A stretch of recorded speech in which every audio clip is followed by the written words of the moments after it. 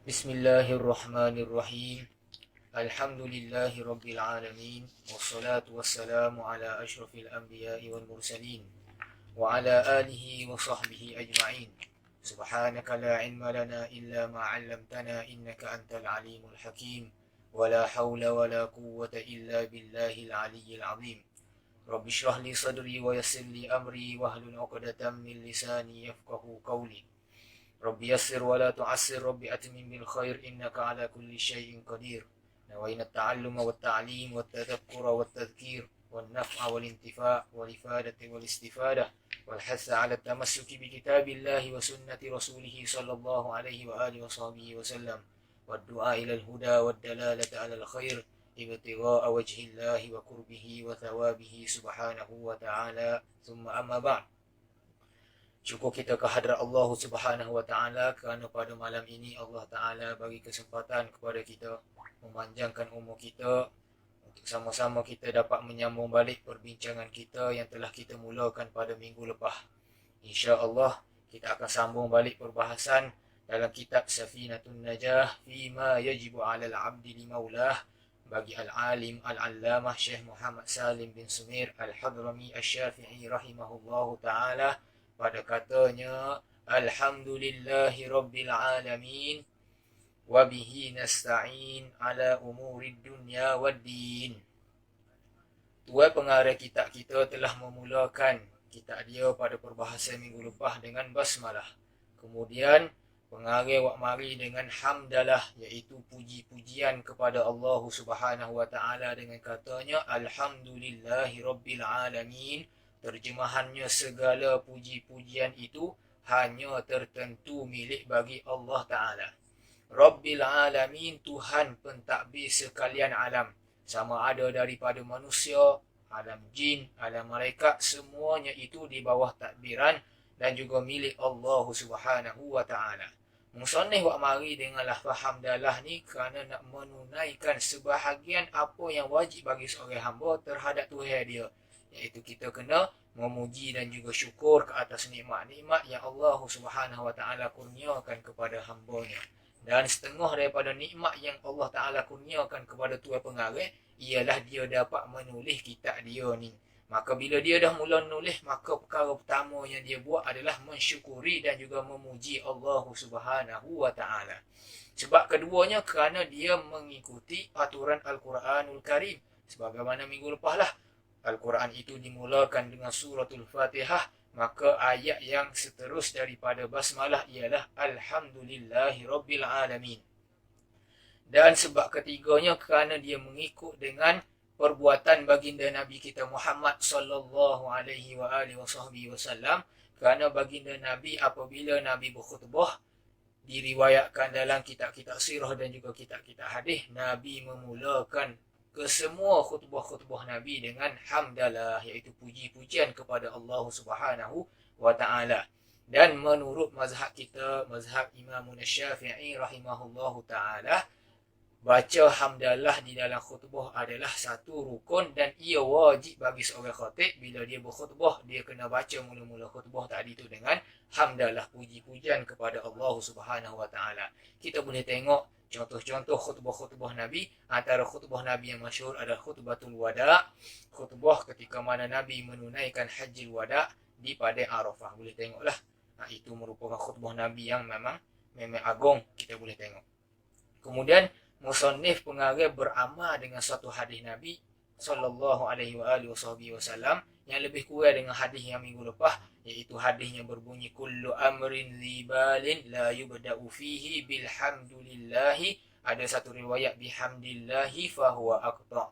Setiap amalan yang mempunyai harga di sisi syarak yang tidak dimulakan dengan puji-pujian kepada Allah Subhanahu Wa Taala, maka amalan tak dikurang berkat.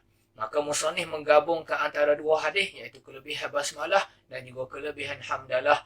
Maka musannif datangkan juga dalam kitab dia ni dengan hamdalah. Maka kalau orang duk mengaji kitab-kitab sebelum ni, orang pondok dia akan ada tahulah musannif mulakan dengan ibtidak hakiki dan juga ibtidak idafi. Tu boleh tengok dalam kitab-kitab syarah. Kemudian musannif pengarah memilih dengan jumlah ismiyah, iaitu jumlah kata nama. Pada katanya Alhamdulillah. dia tidak gunakan jumlah fi'liyah, iaitu kata kerja. Kalau kata kerja ni kita kata ahmadu, nahmadullah. Tetapi musannif buat mari dengan kata nama, alhamdulillahi. Kerana apa? Kerana Al-Quran pun mula dengan jumlah ismiyah, iaitu alhamdulillahi rabbil alamin.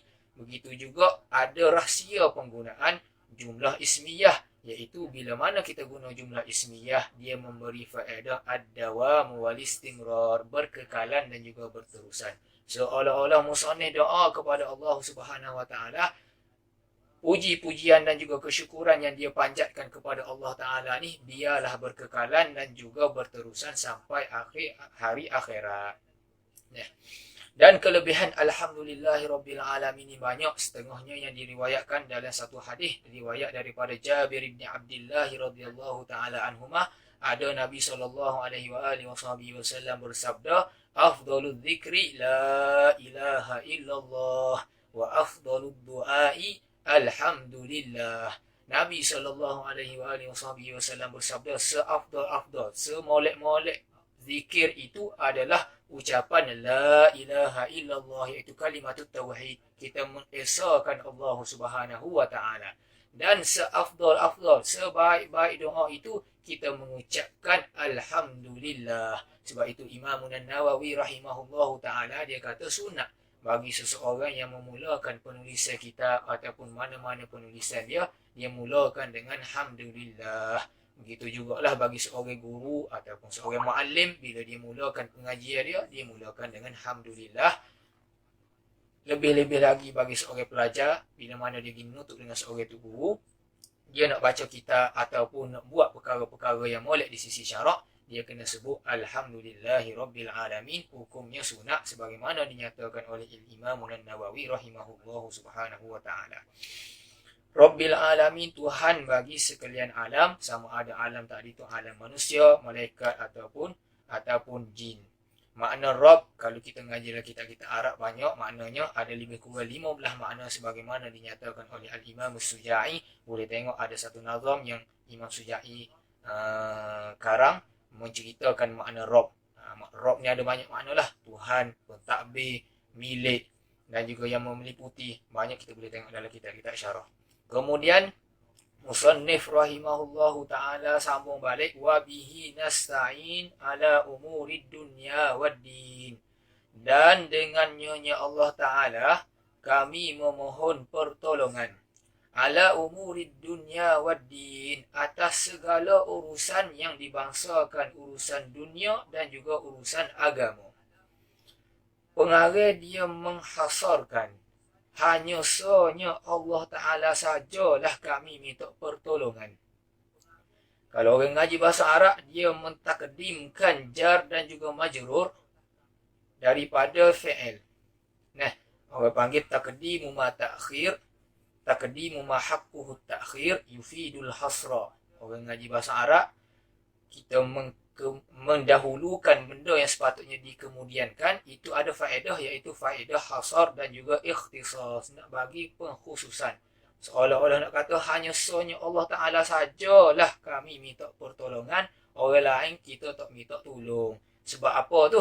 Sebab pertamanya hakikat minta tolong tadi tu hanya sanya minta daripada Allah Subhanahu Wa Ta'ala saja. Kita tak boleh nak sandarkan secara hakikatnya pertolongan tadi itu kepada orang lain. Ada pun pertolongan yang kita sandarkan kepada hamba, kepada makhluk, itu hanyalah sekadar asbab dan juga kasab sahaja, usaha semata-mata.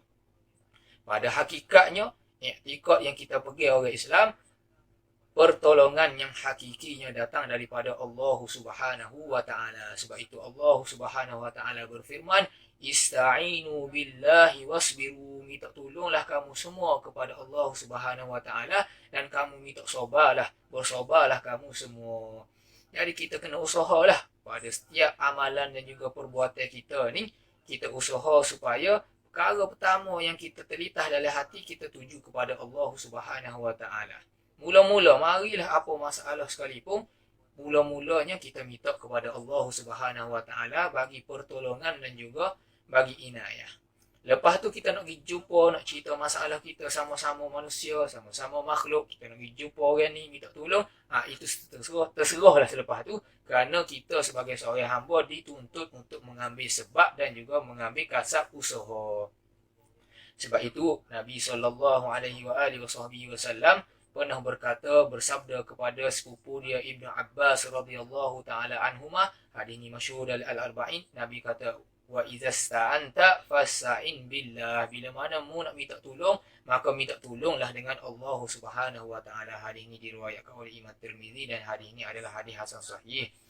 Nabi ajar kepada sepupu dia Ibnu Abbas radhiyallahu taala anhumah, bila mana kita nak minta tolong, maka pihak pertama yang kita nak minta tolong pada hakikatnya adalah kita minta tolong daripada Allah Subhanahu wa taala. Sebab itu sehari-hari Allah Ta'ala ajar kepada kita orang hamba ni, kita semua duk baca ayat ni, iyyaka na'budu wa iyyaka nasta'in. Dalam surah Fatihah, dalam kita semaya tu, Allah Ta'ala ajar, hanya seronyo kepada engkau sahajalah ya Allah kami menyembah dan juga kami beribadat, dan hanya seronyo kepada engkau sahajalah kami minta pertolongan. Jadi istimrar setiap hari kita duk baca gitu sebagai satu orang panggil latihan kepada hati kita dan juga usaha kita, supaya perkara yang kita dahulukan adalah minta tolong kepada Allah Subhanahu wa taala. Kemudian sama ada urusan tadi itu urusan yang jenis bangsa duniawi ataupun urusan yang dibangsakan dengan urusan agama, iaitu akhirat. Lafaz agama ni, ad-din, iaitu perkara-perkara yang Allah Ta'ala syariatkan atas lisan Nabi kita Muhammad sallallahu alaihi wasallam daripada beberapa hukum hakam. Jadi syariat, ad-din, al-millah, Islam, syarak, semua itu memberi makna yang sama, iaitu perkara yang Allah Ta'ala syariatkan kepada Nabi kita Muhammad sallallahu alaihi wasallam daripada beberapa hukum hakam disampaikan kepada kita. Maka itu adalah agama. Agama. Cuma di sini kita kena beza antara agama dan juga beragama. Ad-din dan juga at-tadayyun. Agama ni adalah satu benda aspek yang khusus, iaitu benda yang ada ilmu dia, dia ada ahli dia, pengkhususan dia. Bukan semua orang boleh kecek dalam agama. Sebab itu Allah Subhanahu wa taala kata, al-yauma akmaltu lakum dinakum wa atmamtu alaikum ni'mati wa raditu lakumul Islam madina. Allah Ta'ala telah sempurnakan agama Islam ni, maka tidak ada tokok tambah dah dalam Islam. Apa yang kurangnya ialah cara kita beragama, kita mempraktikkan agama tadi. Jadi lebih-lebih lagi pada akhir zaman ni, bila mana orang nak kritik Islam, orang tak kritik agama Islam tu sendiri, sebab Islam itu telah sempurna. Apa yang kita kritik ialah cara kita beragama, cara kita nak mengaplikasikan ajaran agama di dalam kehidupan harian kita. Jadi agama ni bukan semua orang boleh kecek, kerana dia ada ahli dia, dia ada kelebihan dan juga ada perkara-perkara yang hanya orang tertentu yang faham. Tetapi cara beragama bebas, semua mukallaf, semua orang Islam boleh mengamalkan, mempraktikkan ajaran agama Islam. Jadi kita kena ada satu perkara, kita kena ada satu takatan bahawa perkara-perkara yang berkaitan dengan agama kita kena rujuk kepada ahli-ahli dia. Bila kita telah kacau dalam disiplin ilmu, menyebabkan orang yang tidak layak bercakap dalam bidang tertentu, maka telah menjadi satu fawda, perkara yang tidak comel. Kita rujuk kepada orang yang tidak sepatutnya, maka orang dah jadi hilang kepercayaan kepada agama itu sendiri. Walhal orang yang memegang agama, yang mempraktikkan agama itulah yang merosakkan agama itu sendiri. Maka kita kena usahalah supaya kita ni bertaubat dan juga kita kembali kepada ajaran yang sebenar. Jadi agama ni perkara yang suci, tetapi cara kita beragama tu kita kena mempraktikkan. Tapi kadang-kadang orang beragama ni dia lebih baik daripada alim, daripada ulama yang mengetahui tentang agama. Kadang-kadang dia ni alim, tetapi dia ni tak comel, perangai huduh dan sebagainya, tetapi dia tahu dalam agama. Maka kita kena beza antara ad-din dan juga at-tadayyun, agama dan juga beragama. Kena bezalah di situ. Sebab tu kalau orang kafir nampak Islam ni tak comel, Islam ni huduh, kata ke dia Islam ni comel dah, yang tak comelnya adalah penganut dia, orang yang mengamalkan Islam itu tersendiri. Habis. Kemudian musannif sambung kitab dia dengan katanya wa sallallahu wa sallama ala sayyidina Muhammadin khatamin nabiyyin. Dan semoga Allah Taala berselawat dan merahmati dan memberi penghormatan ke atas penghulu kami Nabi Muhammad sallallahu alaihi wa alihi wasallam, khatimin nabiyyin, khataman nabiyyin. Boleh baca dua, khatam wa khatim, iaitu penutup bagi segala nabi. Musannif buat mari dengan lafaz selawat dan juga salam kerana ada satu ayat Al-Quran Allah Ta'ala berfirman, innallaha wa malaikatahu yusalluna 'alan nabi ya ayyuhalladzina amanu sallu 'alaihi wa sallimu taslima. Sesungguhnya Allah Ta'ala dan juga malaikat-malaikatnya berselawat ke atas Nabi. Wahai orang-orang yang beriman, berselawatlah kamu ke atas baginda Nabi dan ucaplah salam akan sebagai ucapan sejahtera. Jadi di sini kita nampak kalimah as-salah, iaitu orang Melayu kita panggil selawat. Makna selawat ni ada tiga, melihat kepada perbezaan sandaran kepada selawat tu tadi. Sekiranya lafaz salah ataupun selawat tadi tu kita sandarkan daripada Allah Subhanahu Wa Taala, maka ia membawa makna rahmat yang disertaikan dengan pengagungan. Jadi kita minta Allah Subhanahu Wa Taala kurniakan rahmat yang agung kepada baginda Nabi kita Muhammad sallallahu alaihi wa alihi wasallam. Begitu jugalah bila mana lafaz selawat ataupun solah tadi itu kita sandarkan kepada malaikat. Malaikat berselawat kepada Nabi. Maksudnya ialah malaikat istighfar, minta keampunan kepada baginda Nabi kita Muhammad sallallahu alaihi wa alihi wasallam. Dengan begitu naiklah martabat Nabi kita Muhammad sallallahu alaihi wa alihi wasallam, walaupun Nabi kita ni maksum, tidak ada dosa, tidak ada salah, tetapi dengan istighfar malaikat kepada Nabi kita, maka naiklah martabat Nabi semakin tinggi, semakin tinggi. Begitu jugalah kalaulah lafaz salawat dan juga solat tadi itu disandarkan daripada manusia kepada manusia, maka ia membawa maksud munajah dan juga doa. Seolah-olah kita kata, bila kita selawat kepada Nabi, maka kita mendoakan kepada Nabi kita Muhammad sallallahu alaihi wa alihi wasallam. Kelebihan selawat ni besar. Dan ada suatu hadis Nabi kata kalau kita selawat sekali kepada baginda Nabi, maka Allah balas 10 kali selawat.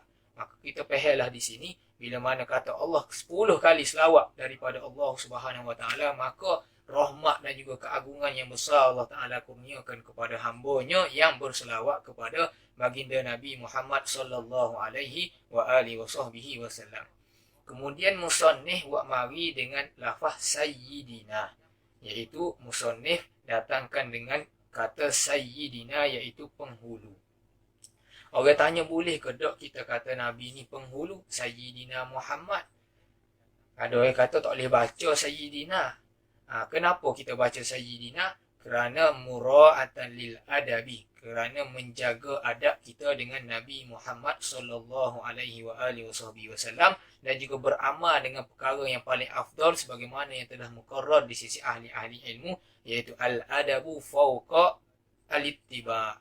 Adab itu didahulukan daripada ittiba, mengikut. Ini memberi isyarat bahawa harus kita kata sayyid kepada selain daripada Allah Subhanahu wa Ta'ala. Bahkan memang layaklah Nabi kita ini dipanggil sayyidina, penghulu kepada kita semua, kerana ada 4 sifat yang terkandung pada sayyid itu ada pada Nabi. Pertamanya, sayyid ini memberi makna pemimpin sesuatu kaum. Man sada fi qaumih, orang yang memimpin sesuatu kelompok. Maka itu makna pertama. Makna yang keduanya, orang yang memiliki tentera yang ramai. Maka Nabi ni memang telah terbukti bahawa ramai pengikut dia, dan juga Nabi ni memanglah ada ramai tentera. Makna yang ketiganya, orang yang menjadi rujukan kepada orang lain ketika mana datang kesusahan. Dalam kitab sirah, kita memang terbukti bahawa Nabi ni bila mana masyarakat musyrikin Makkah ada masalah, begitu juga ketika mana di Madinah, orang pertama yang orang cari ialah baginda Nabi kita Muhammad sallallahu alaihi wa alihi wasallam. Dan makna yang keempat bagi lafaz sayyid ialah orang yang mempunyai sifat penyantun yang tidak dipengaruhi oleh sifat marah.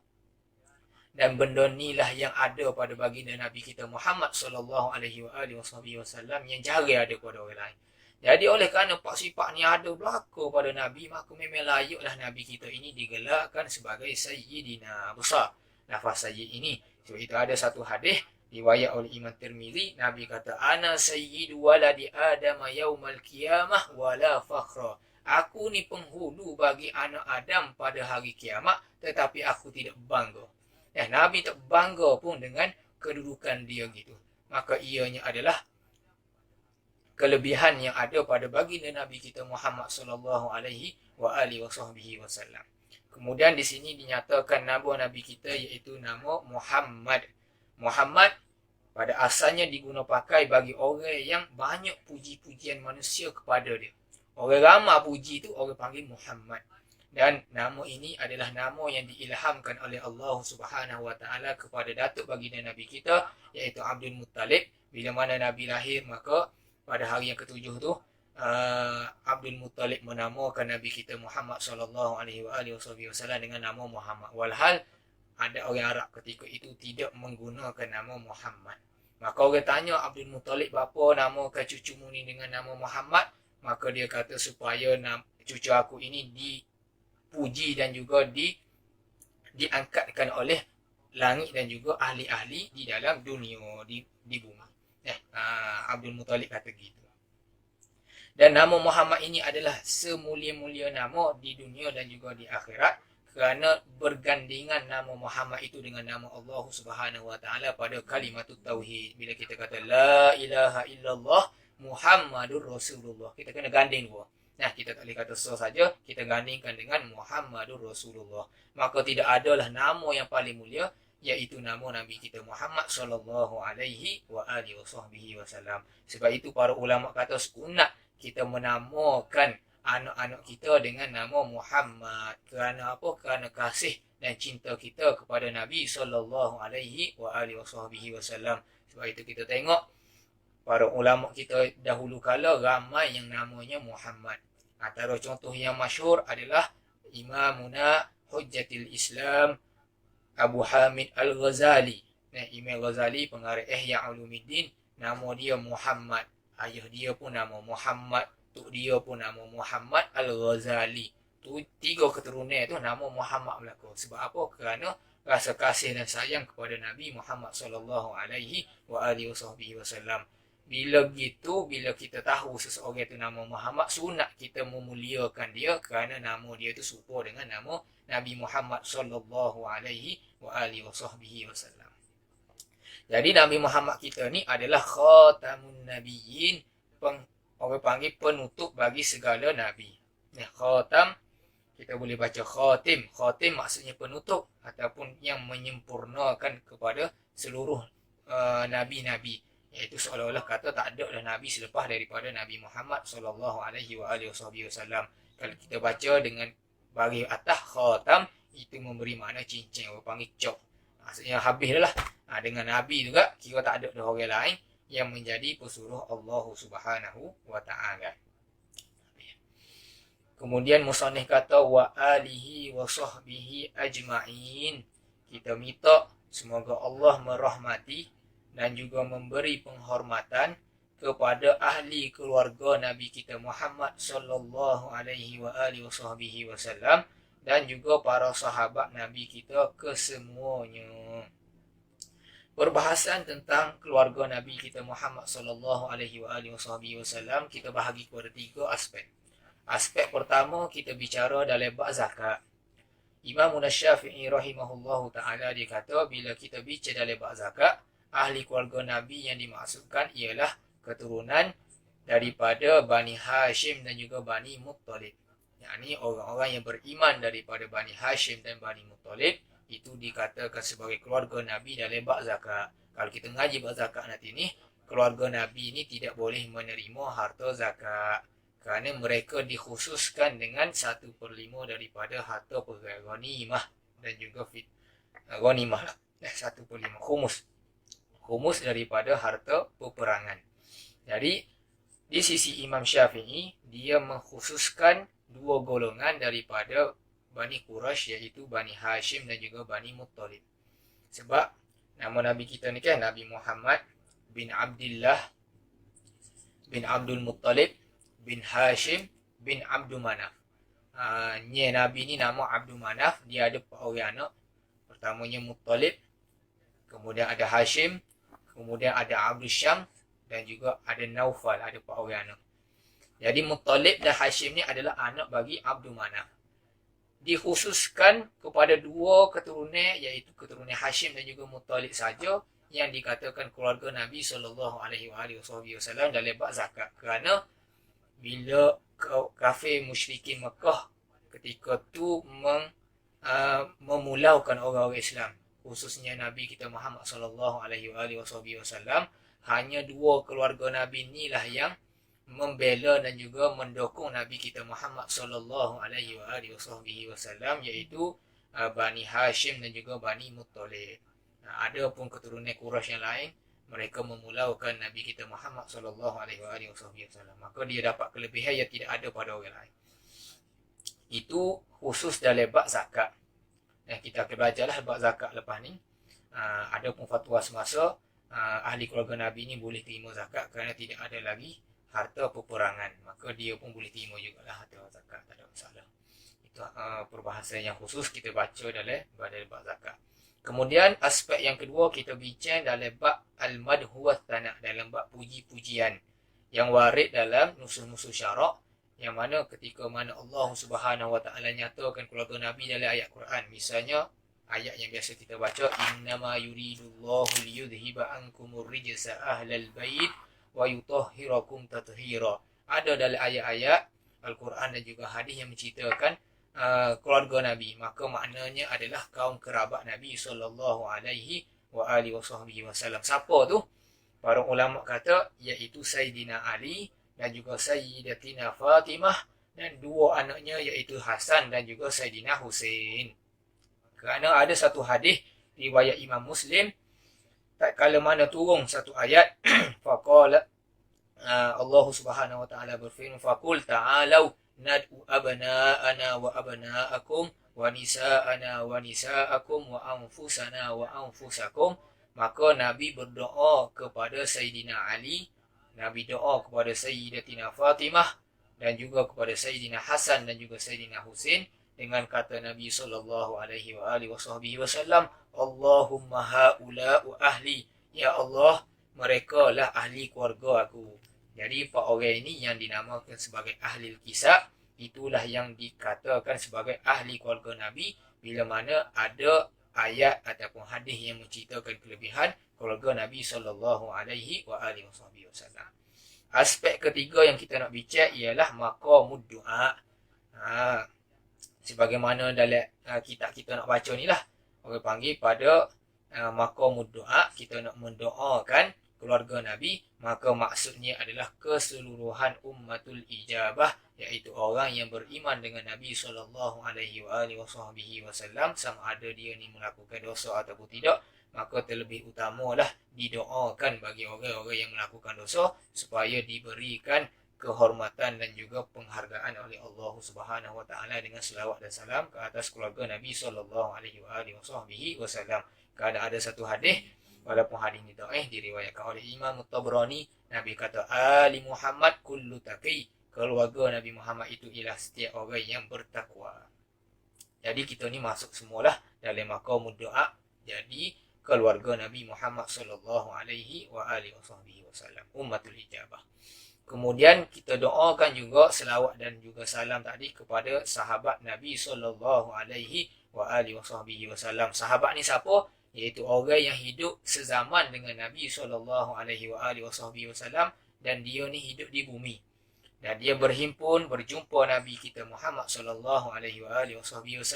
beriman dengan Nabi dan juga mati di dalam keimanan. Ini syaratlah orang nak panggil sahabat, iaitu orang yang sezaman dengan Nabi dan dia ni berada di bumi, bukan duduk di langit. Orang yang duduk di bumi dan dia berjumpa dengan Nabi, beriman dengan Nabi dan juga meninggal di dalam keimanan. Ada 5 syarat yang dinamakan sebagai sahabat. Sekalipun seseorang itu tak melihat Nabi, tetapi dia jumpa dengan Nabi, dikira sebagai sahabat, sebagaimana Abdullah bin Ummi Maktum, sahabat Nabi yang dikhususkan untuk azal tu dia ni buta, dikira juga sahabat walaupun dia tak tengok Nabi, tapi sebab dia ni berhimpun dengan Nabi, dikira juga sebagai seorang sahabat. Walaupun mereka ini tidak meriwayatkan satu hadis pun daripada Nabi. Contohnya ada sahabat yang mari jumpa Nabi saja, tapi dia tak dengar pun Nabi bersabda, maka dikira juga dengan sahabat. Ataupun mereka ni masih lagi tidak mumayyiz, masih lagi kanak-kanak, maka dikira juga sebagai sahabat. Ramai para sahabat yang bawa anak-anak mereka yang kecil berjumpa dengan Nabi sallallahu alaihi wasallam. Maka nikmat yang amat besarlah berjumpa dengan Nabi. Dia dapat satu ganjaran dan juga gelaran, iaitu gelaran suhbah. Jadi pengikut Nabi ini kita panggil sahabah. Suhbah. Ada pun nabi-nabi yang terdahulu, orang panggil hawariyun. Contohnya pengikut Nabi Isa, orang panggil hawariyun. Nabi kita ni, pengikut-pengikutnya dikhususkan dengan nama sahabah. Dan sahabat ni penting kita kata semuanya udul, adil, dan wajib bagi kita orang yang beriman memuliakan dan juga kasih kepada para sahabat. Kerana dengan jasa sahabatlah datangnya ajaran Islam siapa kita ni atas dalam suasana yang comel loteng lah kalau kita kita boleh beragama Islam atas jasa para sahabat ridwanullahi alaihim. Habis itu. Kemudian musannif rahimahullahu ta'ala sambung lagi, wala haula wala quwwata illa billahil aliyyil azim. Tidak ada daya dan tidak ada upaya melainkan dengan pertolongan Allah Subhanahu wa ta'ala yang maha tinggi dan juga maha agung. Wala haula wala quwwata illa billahil aliyyil azim. Ini dinamakan sebagai haulaqah, sebagaimana kita dah nyatakan pada minggu lepas. Maknanya ialah kita ni tak ada daya nak elok diri daripada buat maksiat melainkan dengan perlindungan daripada Allah Subhanahu wa ta'ala. Begitu jugalah kita ni tidak ada upaya kekuatan untuk buat sesuatu ketaatan melainkan dengan pertolongan Allah Subhanahu wa ta'ala. Tu makna bagi la haula wala quwwata illa billahil aliyyil azim. Kita nak elok daripada buat maksiat, begitu jugalah kita ni nak buat ketaatan, semua tadi itu kita tak mampu nak buat melainkan dengan pertolongan daripada Allah Subhanahu wa ta'ala. Makna inilah yang dinyatakan dalam Musnad Bazzar. Ada makna ni. Boleh tengok dalam Musnad Bazzar. Makna bagi kalimah la haula wala quwwata illa billahil aliyyil azim. Dan dalam satu hadis, la haula wala quwwata illa billahil aliyyil azim ini orang panggil satu harta karung yang ada dalam syurga. Kanzun min kunuzil jannah. Sebab ada satu riwayat daripada Sayyidina Abi Musa al-Ash'ari radhiyallahu ta'ala anhu, dia kata Nabi sallallahu alaihi wasallam bersabda, "Qul la haula wala quwwata illa billah fa innaha kanzun min kunuzil jannah." Hadis ni hadis sahih riwayat Bukhari dan juga Muslim. Nabi kata, katalah wahai Abi Musa al-Ash'ari dengan la haula wala quwwata illa billah, kerana la haula wala quwwata illa billah ini adalah satu harta karung, satu harta simpanan di dalam syurga. Jadi besar fadilah la haula wala quwwata illa billahil aliyyil azim. Penggantungnya kitanya pada Allah Subhanahu wa ta'ala. Maka habislah mukadimah kitanya. Lebih kurang. Kemudian musannif sambung balik perbahasa kitab dia ni dengan katanya faslun. Ini suatu fasal. Yang ni nak menghalang, nak membezakan antara perbicaraan yang sebelumnya dengan perbicaraan yang lagi akan dia nyatakan selepas ni. Dia buat mari dengan satu istilah dalam penulis kitab-kitab Arab, iaitu dengan faslun. Faslun ni orang ngaji bahasa Arab dengan maksud dinding lah, dinding. Jadi faedah dinding ni dia nak membezakan antara dua ruang. Kita nak bezakan antara kelas pertama dengan kelas kedua, kita buat mari dengan dinding. Satu kelas. Itu faslun.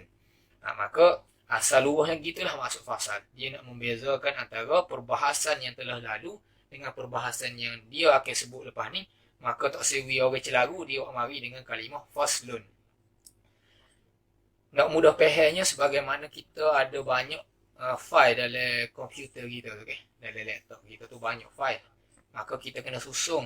Maka susunan tadi tu kita masukkan dalam folder. Jadi folder tu lah yang kita namakan faslun. Sebab dalam penulisan kita ni kita akan jumpa banyak istilah-istilah yang diguna pakai. Antaranya kitab. Bawah dia tu ada faslun.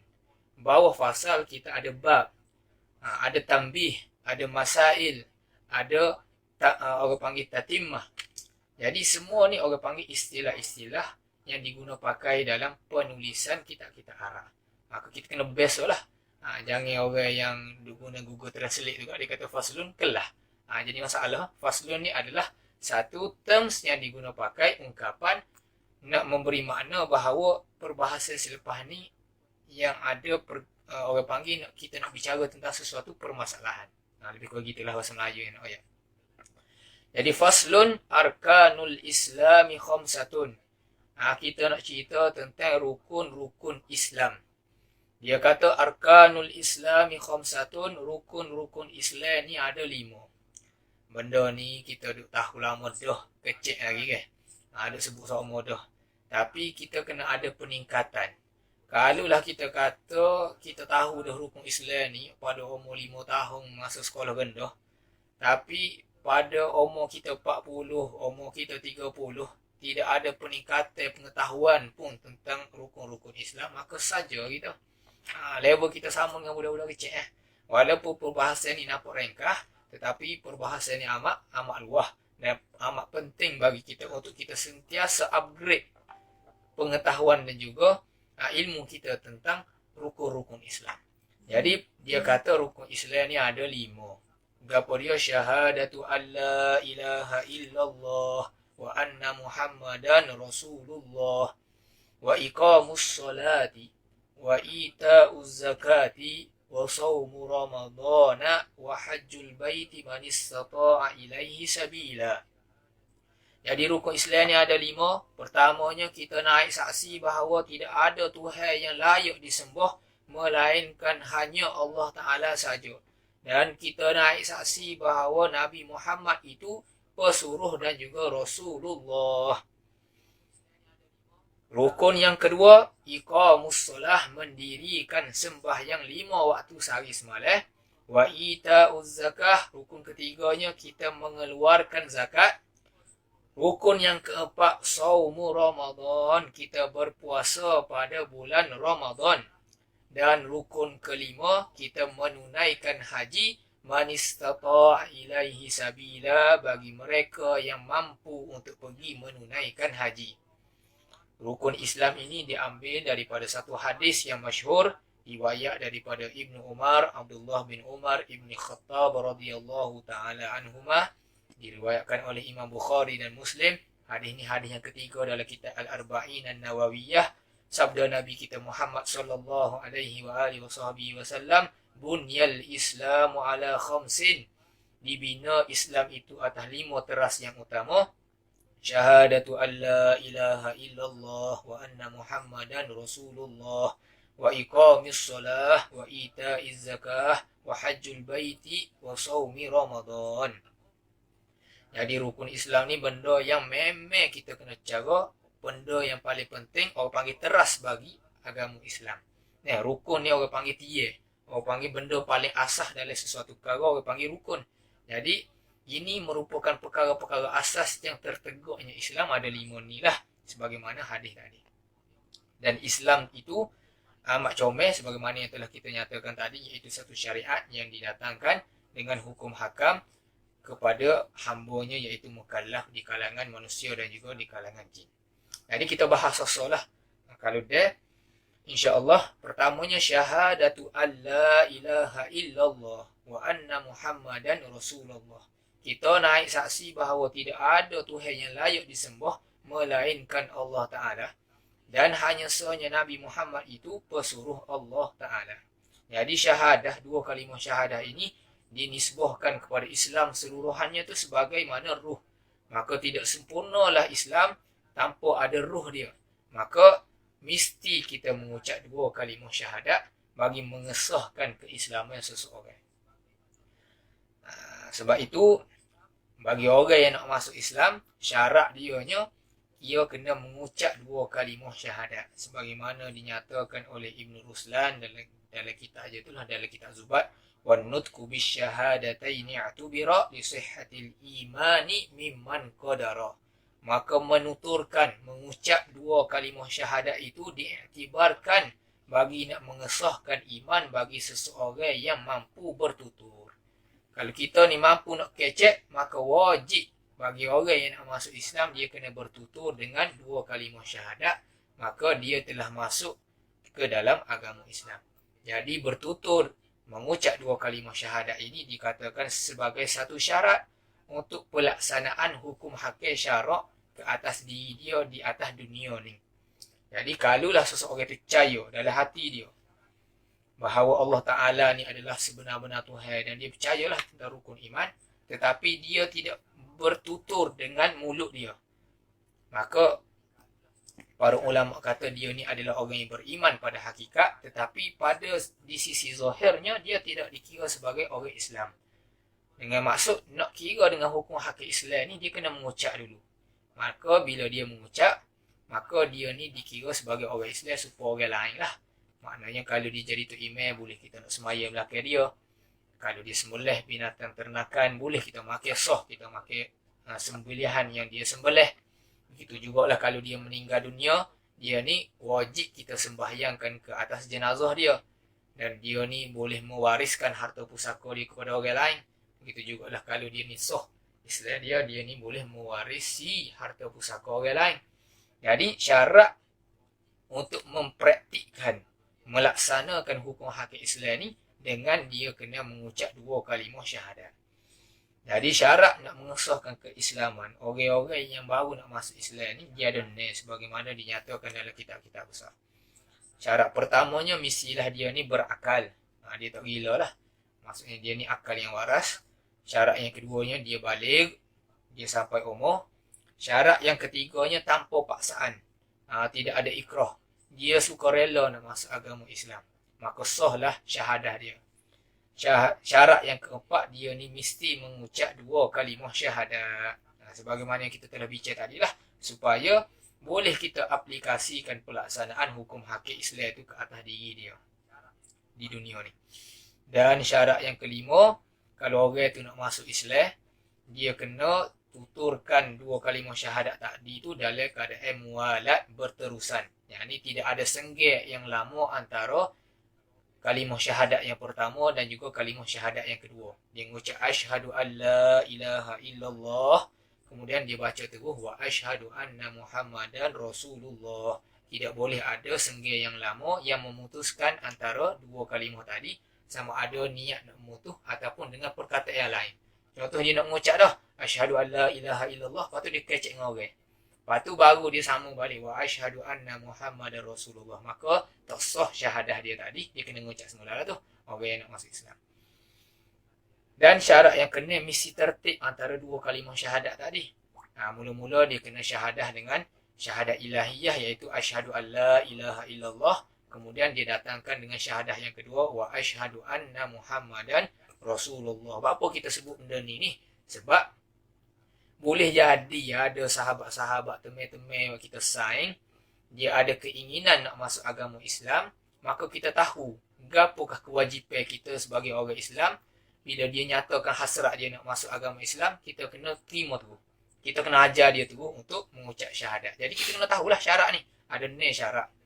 Khususnya bagi orang yang duduk di pedalaman dengan orang-orang yang bukan Islam. Mungkin kawan-kawan kita ni ada pengetahuan tentang Islam, tiba-tiba dia mari rasa keinginan nak masuk agama Islam, maka kita kena sambut terus keinginan dia tadi tu.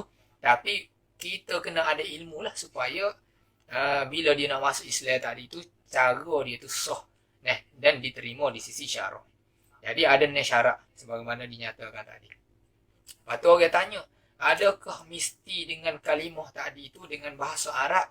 Atas pendapat yang muktamad di sisi mazhab kita, tidak disyaratkan lafaz syahadah tadi tu guna dengan bahasa Arab. Walaupun seafdolnya kita guna lafaz bahasa Arab.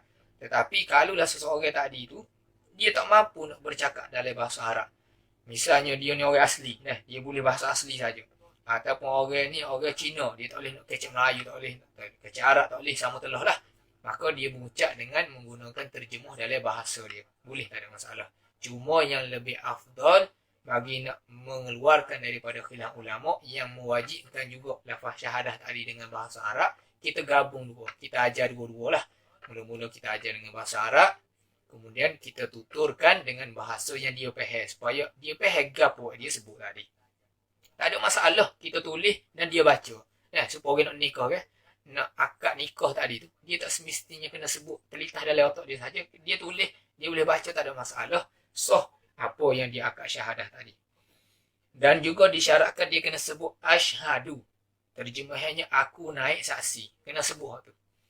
Dia tak boleh, dia kata la ilaha illallah saja tak boleh. Dia kena sebut asyhadu alla ilaha illallah. Kena ada lafaz naik saksi tadi tu atas pendapat yang mutamak di sisi mazhab kita. Dan mesti ada pengulangan asyhadu tadi tu pada lafaz yang pertama dan juga lafaz syahadah yang kedua. Mula-mula kita kata asyhadu alla ilaha illallah, itu asyhadu yang pertama. Kemudian asyhadu yang keduanya pada asyhadu anna Muhammadar Rasulullah. Jadi aku naik saksi bahawa tidak ada Tuhan yang layak disembah melainkan Allah, dan aku naik saksi bahawa Nabi Muhammad itu pesuruh Allah. Jadi kalau ada orang nak masuk Islam, kita ajar ginilah cara dia nya, dan syarat dia tadi tu gitu. Janganlah kita ni semangat dah dia nak masuk Islam ni kak. Bila dia mengucap sekali tu asyhadu alla ilaha illallah, pakat ada perlu, pakat ada puji dah, baru sama pula wa asyhadu anna Muhammadar Rasulullah. Tak sah dia nak bersyahadat tadi. Ini dari segi hukum lah. Adapun dari segi pelaksanaan undang-undang yang kita nak daftar dia ni sebagai orang Islam, nak wakaf ke apa itu, itu syarat-syarat yang diguna pakai lah di sisi negara kita adalah syarat-syarat dia tadi tu. Waktu kena tengok sendirilah lagu mana. Habis. Berasanya setakat tu dululah perbahasan kita. Habis pada perbahasan syahadatu alla ilaha illallah wa anna Muhammadan Rasulullah. Kita sambung pada minggu depan perbahasan tentang baki lagi ada 4 rukun-rukun Islam, dan juga kita akan masuk perbahasan rukun iman. Seterusnya kita akan masuklah perbahasan tentang hukum hakim fiqh dalam kitab Safinatun Najah fima yajibu 'alal 'abdi li maulah. Jadi apa kekurangan pada malam ni Amo minta maaf banyak lah. Mungkin laju Amo kecek malam ni. Sebab tak ada orang depan ni kan jadi laju lah. Kalau ada pelajar depan ni kita boleh orang panggil ikut rentak para pelajar tu. Begitu jugalah segala kebaikan itu kita panjatkan kesyukuran kepada Allah Subhanahu wa taala. Aqulu qauli hadza fa astaghfirullahal azim li wa lakum. Wassalamualaikum warahmatullahi taala wabarakatuh. Wa sallallahu ala sayyidina Muhammadin wa ala alihi wa sahbihi wa barak wa sallam.